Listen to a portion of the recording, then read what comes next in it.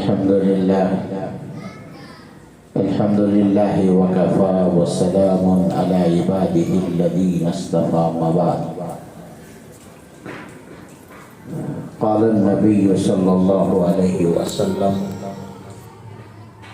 اغتنم خمسا قبل خمس شبابك قبل حرمك صحتك قبل سقمك غناؤك قبل فقرك فراغك قبل شغلك حياتك قبل موتك او كما قال عليه الصلاة والسلام. بزرگان محترم، عزیزان گرامی، ایک شخص نبی پاک صلی اللہ علیہ وسلم کی خدمت میں حاضر ہوئے اور کچھ نصیحت فرمانے کا درخواست کی. تو نبی پاک علیہ السلام نے 5 باتوں کو غنیمت سمجھنے کا ارشاد فرمایا، نصیحت فرمایا کہ تم غنیمت سمجھو 5 چیزوں کو 5 حالات آنے سے پہلے. سب سے پہلی بات فرمائی صحتک قبل سقمک. تم اپنی صحت کو غنیمت سمجھو بیماری سے پہلے. اور دوسری بات ارشاد فرمائی حیات شبابک قبل حرمک. فرمایا کہ جوانی کو بڑھاپے سے پہلے غنیمت سمجھو، اس لیے کہ جوانی چلے جانے کے بعد 1000 کوششیں اور دواؤں سے واپس نہیں لایا جا سکتا، اور آج تک نہ کوئی ایسا ہوا ہے لایا جائے گا. پھر فرمایا غناؤک قبل فقرک.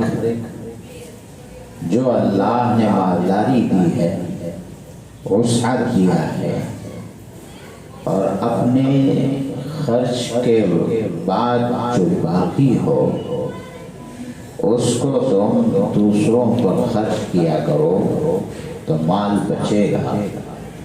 اس لیے کہ مالداری کو فقر و فاقے سے پہلے، محتاجگی سے پہلے تم غنیمت سمجھو. اور چوتھی بات ارشاد فرمائی شغلک قبل شغلک فراغک قبل شغلک. فرصت کو، وقت کو مشغول اور مصروف ہونے سے پہلے غنیمت سمجھو. اور آخر بات ارشاد فرمائی کہ حیاتک قبل موتک. تم اپنی زندگی کو موت سے پہلے غنیمت سمجھو. اور آج اسی آخری بات کو آپ حضرات کے سامنے کچھ وضاحت کے ساتھ کہنا ہے. فرمایا کہ جو زندگی اللہ نے عطا کی ہے، اگر یہ زندگی باقی ہے تو باقی 4 چیزیں حاصل کر لیا جا سکتا ہے. اگر زندگی باقی ہے تو جوانی بھی آئے گی، بڑھاپا بھی آئے گا. اگر زندگی باقی ہے تو صحت تلاش کر لیا جا سکتا ہے. اگر زندگی باقی ہے تو مال چاہیے تو کما لیا جا سکتا ہے. اور اگر زندگی باقی ہے فرصت کو غنیمت سمجھ لیا جا سکتا ہے. جب زندگی ہی نہ ہو تو پھر کچھ نہیں ہے، کچھ حاصل نہیں ہو سکتا ہے. اور یہ زندگی ایسی چیز ہے کہ ایک بار ختم ہو جانے کے بعد دوبارہ اس کو حاصل کرنا انسان کے اختیار میں نہیں ہے.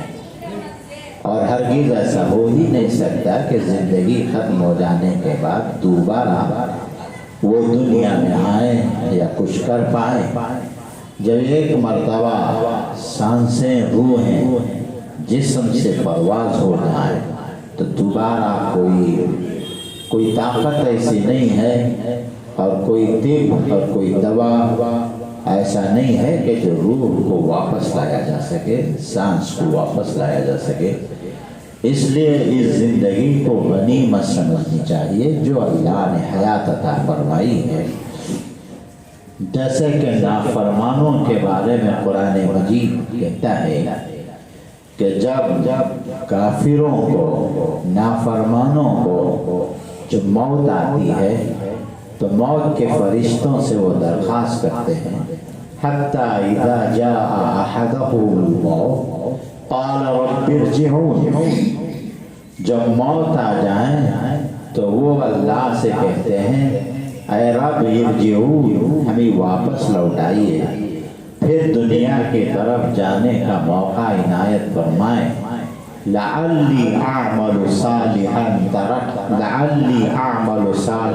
فیما ترکت، تاکہ میں نے جو کچھ نیک اعمال کرنا تھا وہ چھوڑ کر آپ کے پاس میں آ گیا تو پھر لوٹ سکوں اور جا کے میں نیک اعمال کر سکوں، پھر آپ کے دربار میں حاضر ہو کر اپنی سعادت حاصل کر سکوں۔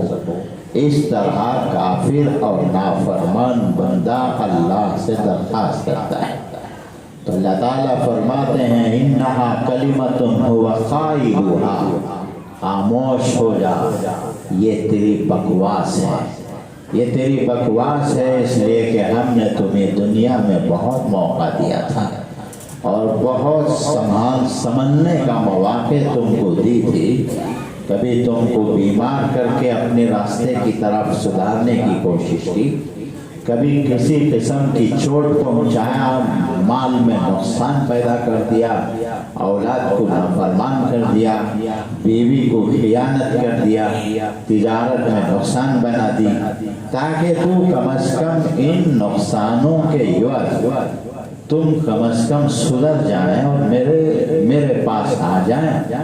کئی مواقع ہم نے تمہیں دی تھی، اس کے باوجود تو میرے طرف لوٹ نہیں آیا اور کوئی معافی نہیں مانگی، اور آج کہتا ہے کہ واپس لوٹ جاؤ۔ قرآن کہتا ہے کہ انہا کلمۃ هو قائلها، یہ تیری ایک ایسی بات ہے جو بکواس ہے، یعنی ہونے جانے کی یہ بات نہیں ہے، پھر واپس موقع نہیں دیا جائے گا جانے کا۔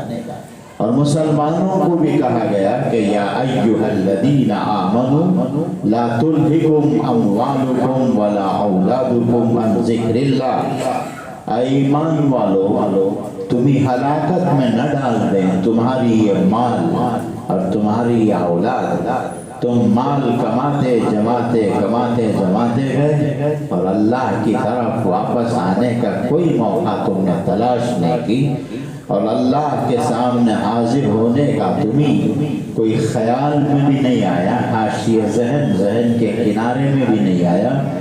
اسی طرح تم اپنی اولاد کی پرورش کی، تربیت کی اور ان کی مستقبل زندگی، ان کی فیوچر زندگی کو زینت بخشنے کے لیے، سدھارنے کے لیے آپ نے ایسا پلان بنایا جس سے پیڑھی بیٹھ کر کھا سکے، پوترے نواسے کھا سکے، لیکن تمہیں ہمارا خیال نہیں آیا، ہمارا تمہیں بادشاہت نظر نہیں آئی، تمہیں ہمارا آسمان جو بغیر ستون سے کھڑا ہے اس کے باوجود تمہیں ہماری وہ شہنشاہی، ملکیت اور مملکت تمہیں نظر نہیں آئی کہ میں تم بادشاہوں کا بادشاہ ہوں، احکم الحاکمین ہوں، مالک الملوک ہوں، بادشاہوں کا بادشاہ ہوں، کن فیکون، اور میں جب کسی بات کا ہو جا کہتا ہوں تو وہ چیز ہو جاتی ہے۔ یہ تمام باتیں تمہارے سامنے پیغمبر بھی کر گئے، صحابہ بھی کر گئے، پھر ان کے وارثین بھی تمہارے سامنے ہیں، قرآن موجود ہے، اس کے باوجود تم ہمارے راستے کی طرف آنے کو تیاری نہیں ہے۔ لا تلہکم اموالکم ولا اولادکم عن ذکر اللہ، اللہ کی یاد سے یہ چیزیں تمہیں ہلاکت میں نہ ڈال دیں۔ وَمَن يَفْعَلْ ذَلِكَ فَأُولَٰئِكَ هُمُ الْخَاسِرُونَ، جو ایسا کرے گا صرف مال اور اولاد کی طرف ہی متوجہ ہو کے رہے گا، وہ آخرت میں بڑے خسارے میں رہے گا، بڑے نقصان میں رہے گا۔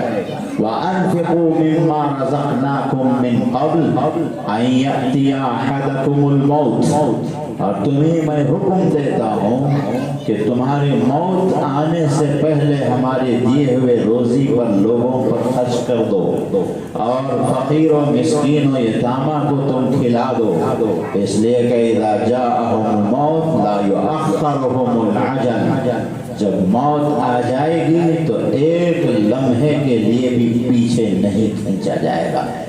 جب عزرائیل فرشتہ تمہارے گلے پر ہاتھ رکھ دے گا اور سانس نکالنے، روح نکالنے کے لیے اپنا پنجہ گاڑ دے گا، ایک موقع، ایک سیکنڈ کے لیے بھی یہ نہیں سوچے گا کہ اس کے چھوٹے چھوٹے بچے ہیں، اس کی بیوی کنواری ہے، اس کے ماں باپ اس کے سہارے جی رہے ہیں، یہ نہیں سوچا جائے گا۔ اور وقت جب ختم ہو جائے تو پھر رخصت ہونی چاہیے۔ اس لیے حضرات گرامی، ہمیں چاہیے کہ اللہ تعالیٰ نے جو زندگی دی ہے اس میں نیک عمل کیا جائے، صرف دنیا ہی پر نہ رہ جائے۔ اور میں نے آج اسی لیے عنوان بنائی ہے کہ اب جو حالات چل رہے ہیں گویا موت کا موسم ہے کہ کون سا انسان کب بیمار پڑ جائے، کب موت آ جائے، کوئی حساب نہیں ہے، کوئی اندازہ نہیں ہے۔ حدیث میں آتا ہے کہ قیامت کے قریب لاشوں کی انبار ہوں گے، اچانک موتیں آ جائیں گی۔ صبح صحیح تھا اور 1 گھنٹہ بعد اس کی موت کا اعلان ہو رہا ہے، موت کی خبر ہو رہی ہے۔ اس لیے اپنی زندگی کو غنیمت سمجھیں، اور اللہ نے جو حیات دی ہے اس کو غنیمت سمجھیں۔ اب تو بھی کم از کم لوٹ کر اللہ کی طرف آ جائیں، اللہ کی احکام کی طرف آ جائیں، نماز پڑھنے لگیں اور پڑوسوں کے ساتھ اچھا سلوک کریں، معاملات کو درست کریں، اخلاق کو سنواریں، عبادات کے ذریعے اللہ کی خوشنودی اور رضامندی کو حاصل کرنے کی کوشش کریں۔ ابھی بھی اگر غفلت کی نیند میں ہے تو پھر فرشتہ کب آ جائیں اور روح لے چلے جائیں اس کا کوئی اندازہ نہیں ہے۔ ایک شخص حضرت ابو بکر فرماتے ہیں کہ ان رجلا قال یا رسول اللہ، ایک شخص آیا پیغمبر کے پاس اور آ کے پوچھنے لگا کہ یا رسول اللہ، اللہ کے پیغمبر، ای الناس خیر ہے، فرمایا کہ لوگوں میں بہترین کون شخص ہے، لوگوں میں بہترین کون شخص ہے؟ اللہ کے نبی نے فرمایا طال عمر و حسن عمل، جس کی زندگی دراز ہو، جو لمبی عمر پائیں، اور وہ حسن عمل، اور نیک عمل بھی کریں۔ کہ عمر لمبی ہونا یہ سعادت کی بات ہے، اس لیے کہ وہ اللہ کے نیک اعمال لمبے وقت تک کر سکتا ہے، لمبا عرصہ کر سکتا ہے۔ تو فرمایا کہ جس کی عمر دراز ہو، 70 80 90 سال ہو، وہ حسن عمل ہو اور نیک اعمال بھی کریں، تو یہ سب سے بہترین شخص لوگوں میں۔ پھر اس بندے نے پوچھا پیغمبر سے فَأَيُّ النَّاسِ شَرٌ، لوگوں میں بدترین شخص کون ہے؟ فرمایا کہ طال عمر وسع عمل، فرمایا کہ جس کی عمر تو دراز ہے لیکن گناہ کرنا ابھی بھی چھوڑتا نہیں ہے، کہ چہرے پر، جسم پر بوڑھاہٹ کے آثار نظر آ رہے ہیں، اور چہرے پر جوانی کے ختم ہونے کے آثار آ چکے ہیں، اور ہاتھ پیر کمزور ہو گئے، دماغ اور دل کا سوچنا کمزور ہو گیا، جسم کے اندر کمزوریاں، نقاہت آ چکی ہے، اس کے باوجود ابھی بھی دل میں، دماغ میں، خیالات میں گناہ پہ گناہ کرتا چلا جا رہا ہے اور رتی برابر اللہ سے اس کو شرم نہیں ہے کہ میں نے بڑھاپے کی چوکٹ پر داخل ہو چکا ہوں، اپنی نوجوانی کی عمر کو ختم کر چکا ہوں، موت کے دہانے پہنچ چکا ہوں اور گھر مجھے رخصت کرنے تیار ہے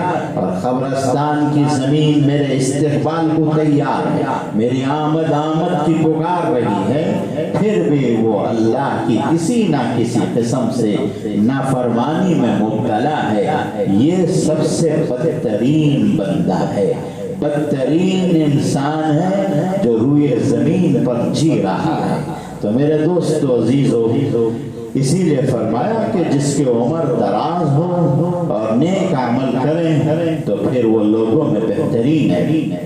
حضرت عبید بن خالد رضی اللہ عنہ روایت کرتے ہیں کہ نبی پاک علیہ السلام جب مکہ المکرمہ سے ہجرت فرما کر مدینہ تشریف لے آئے، مدینے میں آنے کے بعد مہاجر صحاباؤں کو انصار صحاباؤں کے ساتھ مواخات فرمائی۔ مواخات کا مطلب بھائی چارگی کو قائم فرمایا، اس لیے کہ مہاجر اپنا گھر بار، کوئی اولاد، کوئی بیوی، کھیت باغات سب کچھ چھوڑ کر پیغمبر اور اللہ کے ایک حکم پر مر مٹنے کے جذبے کے ساتھ وہ مدینہ المنورہ پہ آئے تھے۔ اب مدینے میں ان کے پاس نہ کوئی کھیت تھی، نہ کوئی باغ تھا، نہ کوئی مکان، نہ بیوی، نہ بچے، بس جو بیوی کے ساتھ آئے تھے اور جو بغیر بیوی کے آگئے ان کے پاس نہ بیوی تھے نہ بچے تھے۔ تو حضور صلی اللہ علیہ وسلم نے مہاجر صحاباؤں کو بلوایا جو ہجرت کر کے آئے، اور جو انصار صحابہ تھے جو مدینے میں حضور صلی اللہ علیہ وسلم کا استقبال فرمایا، مہمان نوازی کی، اپنی زمین پر رسول اللہ کو بسایا، ویسے انصار صحابہ کو بلایا اور بلا کر فرمایا کہ تم میں سے ایک انصار ایک مہاجر کو اپنا بھائی بنا لے، ایک مدینے والے ایک مکے والے، دونوں کو ایک دوسرے کے ساتھ بھائی بھائی بنوایا، اور انصار نے اس فیصلے کو، اس حکم کو پوری خوش دلی کے ساتھ قبول فرمایا کہ ایک مہاجر ایک انصار کو لے جاتا تھا، اور انصار نے قربان جائیے انہوں نے اپنی انصاری ہونے پر انہوں نے ایسا دنیا میں ثبوت دی کہ شاید کہ قیامت کی صبح تک ایسا کوئی نثار نہ کرے گا، کہ فرماتے ہیں حدیثوں میں بہت ہے انصاروں کی قربانی کے بارے میں۔ ایک انصاری تو ایسا فرمایا کہ اپنی دو بیویوں کو مہاجر بھائی کے سامنے ٹھہرایا اور مہاجر سے پوچھا کہ تم بتاؤ ان دو بیویوں میں سے تم کو کون پسند ہے؟ جو پسند ہے میں اس کو طلاق دیتا ہوں اور عدت کے بعد تم اپنی زندگی میں بسا لینا۔ حضرات ایسی قربانی جو اپنی بیوی کو بھی اللہ اس کے رسول کی رضامندی کے لیے طلاق کے بعد مہاجر کے حق میں دے دیں، شاید ایسا کوئی قربانی پیش کرے۔ تو فرمایا کہ رسول اللہ نے مدینہ آنے کے بعد مہاجر و انصار کے درمیان میں بھائی چارگی کو قائم فرمایا۔ تو دو شخص تھے ایک ہی مکان میں، ایک مہاجر اور ایک انصار۔ حدیث میں آتا ہے فضل احدہما فی سبیل اللہ، فرمایا کہ ان دو بھائیوں میں سے ایک، یعنی جس گھر میں مہاجر اور انصار تھے ان میں سے ایک کا انتقال ہو گیا، اور انتقال کے بعد جب ان کی کفن و دفن کے لیے صحابہ قبرستان تشریف لے گئے نبی پاک صلی اللہ علیہ وسلم کے ساتھ، اور جب اس ایک شخص کے تدفین کے بعد صحابہ نے کچھ دعائیں فرمائی، تدفین کے عمل کے بعد رسول اللہ صلی اللہ علیہ وسلم نے پوچھا کہ کیا تم نے دعا فرمائی؟ کیا فرمایا؟ تم کیا دعا دی اس بندے کے حق میں جس کو ہم نے تدفین کی؟ جو دو شخص ایک مکان میں رہتے تھے انہوں نے حضرات صحابہ نے فرمایا۔ تو پھر ایک ہفتے کے بعد اور ایک شخص کا بھی انتقال ہو گیا۔ کہ ایک ہفتہ پہلے ایک کا انتقال ہوا، دوسرا ہفتے میں دوسرے بھائی کا انتقال ہوا۔ ان کی تدفین کے بعد رسول اللہ نے پوچھا کہ تم نے کیا دعا دی جب دوسرے کا انتقال ہوا؟ پہلے کا تو تدفین ہو گئی، اور دوسرا جو دوسرے ہفتے میں انتقال ہوئے ان کے حق میں تم نے کیا دعا دی؟ حضرت صحابہ نے کہا کہ ہم نے یہ دعا دی کہ اے اللہ ان پر رحم فرما اور ان پر مغفرت فرما، اور ان کو جو ایک ہفتہ پہلے انتقال ہوئے ان کے بھائی مہاجر ان کے ساتھ ان کو ملا دے، یہ دعا فرمائی۔ تو پیغمبر نے فرمایا کہ فَأَيْنَ صَلَاتُهُ بَعْدَ صَلَاتِي وَعَمَلُهُ بَعْدَ عَمَلِي لِمَا بَيْنَهُمَا أَبْعَدُ مِمَّا بَيْنَهُمَا بَيْنَ السَّمَاءِ وَالْأَرْضِ۔ فرمایا کہ تم نے ایسے کیسی دعا دی جبکہ ایک ہفتے بعد ان کا انتقال ہوا ہے؟ بتائیے ان کا ایک ہفتے کی نمازیں کہاں جائے گی، ایک ہفتے کے عمل کہاں جائے گا؟ یعنی ایک شخص جو انتقال ہو گیا وہ ایک ہفتہ پہلا انتقال ہو گیا، ایک ہفتے بعد یہ کتنے نمازیں پڑھے ہوں گے، ایک ہفتے کے بعد انہوں نے کتنے اچھے عمل کیے ہوں گے۔ ابعد لما بینہما مما بین السماء والارض، دونوں کے درمیان آسمان و زمین کے اتنا درجہ ہے، فرق ہے درجوں میں۔ پہلا اگرچہ کہ شہید ہو گئے تھے پہلے صحابی، اور دوسرے بستر پر انتقال ہوئے، شہید ہونے کے باوجود پیغمبر فرمایا کہ ایک ہفتے کے بعد جو انتقال ہوا اس کا درجہ بلند ہے، اس لیے کہ ایک ہفتہ پہلے جو انتقال ہوئے اس کے بعد انہوں نے کتنے نمازیں پڑھی ہوں گی، کتنے نیک اعمال کیے ہوں گے، اس کے تو درجے ملیں گے۔ تو اس سے معلوم ہوا کہ جس کی زندگی طویل ہوگی، جس کی عمر دراز ہوگا، وہ جتنا اعمال کرے گا مرحومین سے زیادہ اس کو ثواب دیا جائے گا، اس لیے کہ مرنے کے بعد تو پھر کوئی عمل کر ہی نہیں سکتا بندہ، اور جب تک اس کو زندگی ملتی ہے وہ ضرور عمل کرے گا۔ اسی لیے فرمایا کہ اس زندگی کو غنیمت سمجھیں، لہو لعب میں نہ گزارے، بیکار نہ گزارے۔ چلیے اگر دین کے کام میں گزارنا نہیں چاہتے کم از کم دنیا کے کام میں تو گزاریں، آوارہ گردی کریں، دوسروں کے بارے میں تبصرے کریں، دوسروں کے خیالات میں مگن رہیں اور اپنا بھول جائیں، یہ غلط بات ہے۔ دینی کاموں میں آگے بڑھنا نہیں چاہتے ہیں کم از کم دنیا کے کاموں میں تو بھی آگے بڑھیں۔ پیغمبر نے فرمایا من حسن اسلام المرء ترکہ ما لا یعنی، اسلام کی خوبصورت خوبی یہ ہے کہ بیکار کام چھوڑ دیں، انسان بیکار باتیں چھوڑ دیں، بیکار کام چھوڑ دیں، تو کام آنے والی چیزیں بات کریں، کام آنے والی چیزوں کے کام کریں اور دوسروں کے پیچھے نہ پڑیں۔ تو یہ زندگی کو غنیمت سمجھا جائے، اور جو مختصر سی زندگی ہے اس زندگی کے پیچھے ایک دوسرے سے عداوتیں، ایک دوسرے سے دشمنیاں نہ کریں، اور اس زندگی مختصر سی زندگی کی وجہ سے رشتہ داروں سے تعلق کو نہ کاٹ لیں۔ حدیث میں آتا ہے کہ من احب ان یبسط له فی رزقی وینسع له فی عصری فلیصل رحمہ، جو شخص جس کی روزی بہت ملنا چاہتا ہے، جس کی روزی میں برکت چاہتا ہے اور اس کا نقش دنیا میں چھاپ بٹھانا چاہتا ہے، ایسے بندے کو چاہیے کہ اپنے رشتہ داروں کے ساتھ اچھا سلوک کرے۔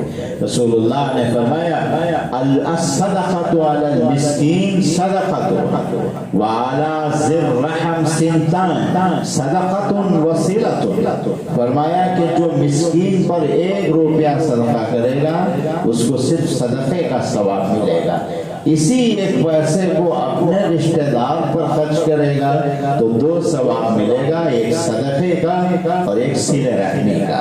صدقۃ وصلۃ، حضرت فقی ابو اللیث سمرقندی تنبیہ الغافلین میں رحمت اللہ علیہ نے ارشاد فرمایا جو قطع رحمی کرتا ہے رشتہ داروں کے ساتھ، جو تعلق کو کاٹ لیتا ہے تو اس کے قریب بھی نہ بیٹھے، اس لیے کہ جو اس کے ساتھ بیٹھے گا امید ہے کہ وہ اللہ کی رحمت سے یہ بھی محروم ہو جائے گا۔ اور حضرت عبداللہ بن مسعود نے حضرات صحابہ کے مجمع میں ایک مرتبہ ارشاد فرمایا کہ تمہیں اللہ کے قسم دے کر پوچھتا ہوں، کیا اس مجمع میں کوئی ایسا بندہ ہے جو اپنے رشتے میں سے کسی رشتے سے بات نہیں کرتا، تعلق کاٹا ہوا ہے؟ اللہ کا واسطہ وہ اس مجمع سے چلے جائیں، اس لیے کہ مجھے ایک بات اللہ سے مانگنی ہے، اللہ سے ایک چیز مانگنی ہے، وہ یہاں سے چلے جائیں، اس لیے کہ اگر رشتے کاٹنے والا بیٹھا ہوگا تو پھر خدا وہ نہیں دے گا مجھے، پھر ہم جو مانگتے ہیں وہ نہیں ملے گا۔ اس لیے حضرات اپنا دل تو دوسروں پہ خرچ کرنے پر کشادہ رکھتے ہیں، لیکن اپنے رشتہ دار، دوست احباب، بھائی بہن، پھوپھو خالہ، اس میں سے کوئی غلط بات کر دیں تو معاف کریں اور دل بڑا رکھیں اور ان کا رشتہ داری کے حقوق کو ادا کریں۔ نبی پاک علیہ السلام نے فرمایا جب دو شخصوں کی کسی وجہ سے لڑائی ہو جائے تو دو مومن کو چاہیے کہ لا یحجر اخاہ ثلاث لیال، کسی شخص کو اجازت نہیں ہے کہ وہ 3 دن سے زیادہ کسی سے سلام اور کلام چھوڑ دے۔ اگر کلام و سلام چھوڑ دیا جائے تو 3 دن کے بعد خیرہما فیعرض ھذا ویعرض ھذا خیرہما یبدأ بالسلام۔ اتنی دشمنی ہو گئی ہے جب دونوں کا آمنا سامنا ہوتا ہے تو ایک اپنا چہرہ ایک طرف، دوسرا دوسرے طرف موڑ لے، اور ان دو میں سے بہترین شخص وہ ہے جو سب سے پہلے سلام کر کر اپنا ہاتھ بڑھاتا ہے۔ اس لیے کسی سے ترک تعلق نہ کریں، بات سلام کلام نہ چھوڑیں، بھائی چارگی کے ساتھ رہیں، آپس میں محبت، مودت، الفت، مہربانی، اکرام مسلم چھوڑ کر دینے کا مادہ کریں۔ رسول اللہ نے فرمایا کہ من حجر اخاہ سنتاً کصفک دمہ، فرمایا کہ جو اپنے بندے، اپنے بھائی کے ساتھ، مسلمان کے ساتھ 1 سال تک جو بات چھوڑ دے وہ ایسا ہے کہ اس نے گویا اس کا خون کر دیا ہے، اس کے قاتل ہے، قتل کرنے کے برابر اس کو گناہ ملے گا۔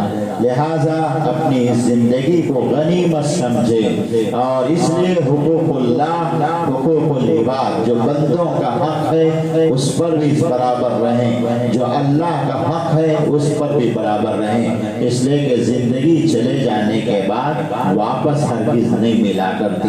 جیسے کہ کفار جب قیامت کے دن کہتے ہیں ربنا امتنا اثنتین واحییتنا اثنتین فہل الی خروج من سبیل فاعترفنا بذنوبنا فہل الی خروج من سبیل۔ اے اللہ، آپ نے ہمیں 2 موت دی ہے، 2 زندگی دی ہے، اب تو ہمیں اپنے گناہوں کا اقرار ہے، ہمیں واپس جانے کا موقع تو دیجئے۔ 2 موت کا کیسے 2 موت؟ مفسرین نے فرمایا کہ ایک موت جو ماں کے پیٹ میں آنے سے پہلے نہیں تھا یہ، اور ماں کے پیٹ میں آنے کے بعد کچھ دن تک یہ موت کی حالت میں تھا، جب تک اس کے روح نہ پھونکے اس کے جسم پر تب تک وہ موت کی حالت میں تھا، یہ ایک موت ہے۔ اور جب ماں کے پیٹ سے واپس دنیا میں آیا یہ ایک زندگی ہے۔ تو ماں کے پیٹ میں آنے سے پہلے ایک موت، ماں کے پیٹ پہ آنے، ماں کے پیٹ سے دنیا میں باہر آنے کے بعد ایک زندگی۔ تو ایک موت ایک زندگی، اور ایک موت اور زندگی کیسے؟ جب یہ مر جاتا ہے، زندگی گزار کے مرتا ہے تو وہ ایک موت، تو 2 موت ہو گئے۔ پھر قیامت کے دن اس کو اٹھایا جائے گا، یہ 2 زندگی۔ تو اے اللہ، ہم اقرار کرتے ہیں آپ نے ہمیں 2 موت بھی دی، 2 زندگی دی، فاعترفنا بذنوبنا، ہم اقرار کرتے ہیں، ہم اعتراف کرتے ہیں اپنے گناہوں کا، फहल इला खुरूज मिन सबील, अभी हम कहीं निकलने का कोई रास्ता तो है जिस पे हम दोबारा तौबा करके आमाल कर जाए। इसलिए हजरात जिंदगी को गनीमत समझे। इमाम अबू हाजिम के पास बहुत बड़ा बादशाह गुजरा है, हारून रशीद। हजरत उमर बिन अब्दुल अजीज के रिश्तेदारों में से सुलेमान बिन अब्दुल मलिक बहुत बड़ा बादशाह, शायद साला हैं जो उमर बिन अब्दुल अजीज के, ये बड़े लंबी मुद्दत तक इन्होंने हुकूमत की। सुलेमान बिन अब्दुल मलिक ने इमाम अबू हाजिम से पूछा कि अबू हाजिम तुम हमें बताइए कि हम मौत से क्यों घबराते हैं, मौत से क्यों सूरतें उतर जाती है, मौत से क्यों हंसियां गायब हो जाती है। हालांकि मौत अलमौत तोहफतुल लिलमोमिन, मौत तो मोमिन के लिए तोहफा है। अलमौत जसीरुन यसीरु इलल हबीब, मौत एक पुल है, एक ब्रिज है, इससे वो तय करके अपने खुदा दोस्त से मिलता है। वहाँ जन्नत मौजूद है, वहाँ हुरुल ईन इसके इंतजार में है, वहाँ बहुत सी चीजें मौजूद हैं, शहद के नहरें हैं, काफूर की नहरें हैं, वहाँ बदबू बिल्कुल नहीं, खुशबू ही खुशबू है, और वहाँ कोई आवाज शोर और फगा नहीं, वहाँ सुकून ही सुकून है, सिर्फ फरिश्तों के सलाम ही की आवाजें हैं। सलामुन अलैकुम तिब्तुम, सलामुन अलैकुम तिब्तुम इल्ला क़ीलन सलामन सलामा, सिर्फ सलाम सलाम ही की आवाज है। इन तमाम के बावजूद हमारी सूरतें मौत से क्यों उतर जाती है। इमाम अबू हाजिम ने फरमाया, सच फरमाया, सही बात आपने पूछी। वजह यह है कि हमने दुनिया को आबाद किया है, आखिरत को बर्बाद किया है। अगर आखिरत को आबाद कर लेते तो फिर कोई बंदे मोमिन, कोई मुसलमान मौत से हरगिज़ नहीं डरता। हर लम्हा, हर घंटा, हर घड़ी उसका इंतजार में रहता है कि मुझे इस जिंदगी को खत्म कर दी जाए, मेरी जिंदगी के बाद बीवी बच्चों का क्या हाल है। हजरात, हमारी बीवी बनने से पहले भी खुदा पालता था, हमारे चले जाने के बाद भी खुदा ही देख लेगा। हमारे बच्चे आने से पहले खुदा जानता था, हमारे चले जाने के बाद भी खुदा देख लेगा। बस हम अपना देखें, अपना ख्याल करें और अपनी जिंदगी को मुख्तसर समझें। इसलिए अब जो हालात हैं, चाहे वो वबा की शक्ल में हो, बीमारियों की शक्ल में हो, या दुश्मनों का चाल फरेब मकर, मुसलमानों के सफ़े हस्ती से मिटा देने की तरकीबें, चाल किसी भी शक्ल में क्यों ना हो, मुसलमान की जिंदगी मुख्तसर है। मुसलमान इसी साथ जिंदगी गुजारे, इसी ख्याल के साथ मुझे मरना है, मरने के बाद रब्बुल आलमीन के सामने खड़ना है, अपने किए हुए करतूतों का पाई का मुझे वहाँ हिसाब देना है। इसलिए अपनी जिंदगी को मुख्तसर समझते हुए कम अज कम अल्लाह के दरबार की तरफ दोबारा आ जाए। अब खुदा फिर माफ करने को तैयार है, एक एक गुनाह को माफ करने को तैयार है, क्यों नहीं कहता। और अल्लाह की दरबार में माफ कर देने के बाद फिर ताना नहीं दिया जाता। बाप अपने बच्चे को एक मर्तबा गलती करे, माफ कर दे, फिर वही गलती बच्चा करेगा तो बाप ताना देगा कि कई मर्तबा भी तुमने किए थे, हमने माफ किया था, अब नहीं करूंगा। लेकिन खुदा ऐसा नहीं करता। एक मर्तबा इसने जिना किया, खुदा से माफी मांगी, माफी मिल गई। दूसरे मर्तबा अगर शैतान के बहकावे में फिर हुआ, फिर माफी मांगा, फिर दोबारा पहले का ताना नहीं दिया जाएगा, पहले गुनाह को याद नहीं करवाया जाएगा। इसलिए अब तो मौका है कि लौट जाएं, वरना एक वक्त ऐसा आएगा लौटने के बाद दोबारा दुनिया में वापसी नहीं होगी। वाक़ई